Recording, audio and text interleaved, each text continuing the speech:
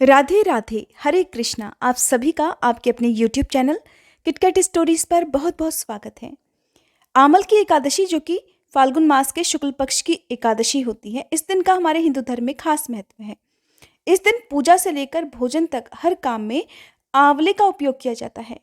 होली से ठीक पहले पड़ने वाली इस एकादशी को आंवला एकादशी, आमल की एकादशी और रंगभरी एकादशी के नाम से जानते हैं।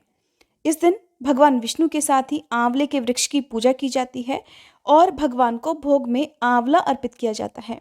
आंवले के वृक्ष के नीचे बैठकर यदि आज के दिन पूजा की जाए, किसी खास मंत्र का जाप किया जाए, तो उससे श्रीहरि अत्यंत प्रसन्न होते हैं। आज की इस वीडियो में आप जानने वाले हैं आमल की एकादशी की तिथि, शुभ मुहूर्त के बारे में, व्रत किस दिन रखा जाएगा, क्योंकि इस बार भी एकादशी की तिथि 2 दिन तक रहने वाली है। तो किस तिथि को उपवास रखना ज़्यादा शुभ रहेगा और व्रत का पारणा कब और किस समय करना चाहिए, और आप जानेंगे इस दिन के महत्व के बारे में। एकादशी तिथि के महत्व को बताते हुए भगवान श्री कृष्ण ने भगवत गीता में कहा है कि मैं वृक्षों में पीपल और तिथियों में एकादशी हूँ। एकादशी की महिमा के विषय में शास्त्रों में वर्णन है कि एकादशी के समान अन्य कोई व्रत नहीं है और विवेक के समान कोई बंधु नहीं है। पद्म पुराण के अनुसार भगवान श्री कृष्ण ने धर्मराज युधिष्ठिर को एकादशी तिथि का महत्व समझाते हुए कहा कि बड़े बड़े यज्ञों से भी मुझे उतनी प्रसन्नता नहीं मिलती जितनी एकादशी का व्रत रखने से मिल जाती है।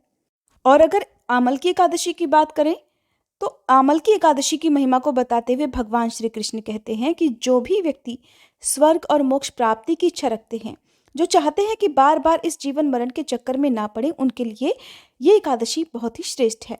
जो भी इस दिन आंवले के पेड़ की पूजा करता है, उसे भगवान श्री हरि के साथ ही सभी देवी देवताओं का आशीर्वाद भी प्राप्त हो जाता है। यदि इस दिन आंवले के पेड़ की पूजा करना संभव ना हो, तो आंवले के फलों की पूजा भी आप भगवान के सामने रखकर कर सकते हैं। और आंवलों का दान आप एकादशी और द्वादशी तिथि को कर सकते हैं। आंवला और तुलसी दल का सेवन करके ही आप व्रत का पारणा कर सकते हैं।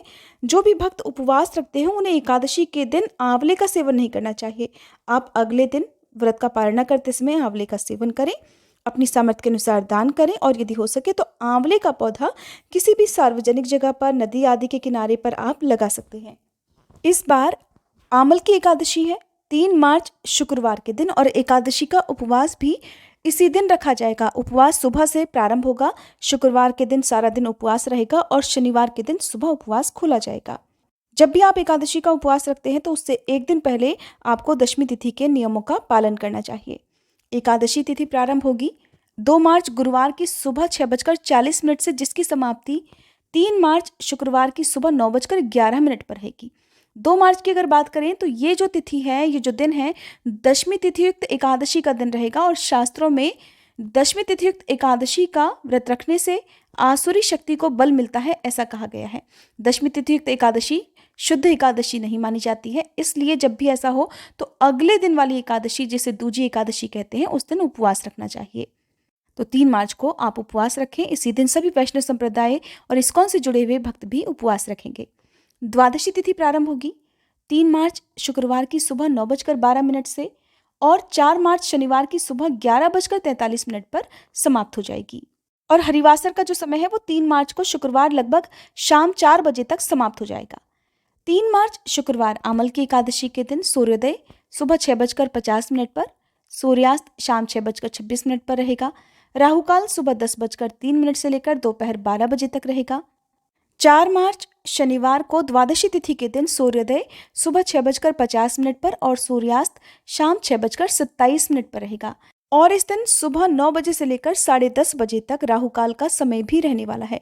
तो जो आप व्रत का पारणा करेंगे, उस समय आपको ध्यान देना है कि राहुकाल के समय आप किसी भी तरह का दान इत्यादि या कोई भी शुभ कार्य करने से जरूर बचें।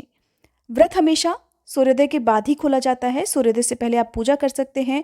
एकादशी उपवास का पारणा किया जाएगा 4 मार्च शनिवार को सुबह 6:51 से लेकर 8:55 के अंदर। आपको व्रत का पारणा हमेशा शुभ मुहूर्त के अंदर ही करना चाहिए। मुहूर्त बीत जाने के बाद यदि व्रत का पारणा किया जाता है, तो उसका पूर्ण फल प्राप्त नहीं होता है। उपवास रखने वाले भक्तों को संकल्प लेकर उपवास प्रारंभ करना चाहिए। दिन भर उपवास रखना चाहिए। इस दिन भगवान विष्णु की पीले फल, पीले फूलों से पूजा करनी चाहिए। आंवले का फल अर्पित करना चाहिए। अन्न का, नमक का, चावल से बनी वस्तुओं का त्याग इस दिन करना चाहिए। और द्वादशी तिथि को व्रत खोलने से पहले भगवान को भोग जरूर लगाएं। भोग में तुलसी दल, जल, शुद्ध सात्विक भोजन या फल अर्पित करें और उसी को प्रसाद रूप में ग्रहण करके उपवास खोलना चाहिए।